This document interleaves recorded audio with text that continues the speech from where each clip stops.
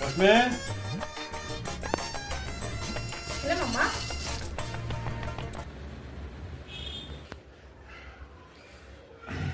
லட்சுமி தலைவலிக்குதுமா.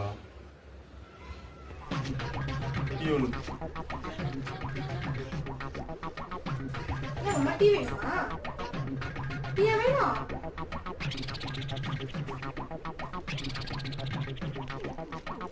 கல்யாணத்துல ஒரு ஐயர் ஒருத்தர் ஜாதகம் பார்த்ததுல ஆமா அவர் நம்பர் வச்சிருக்க.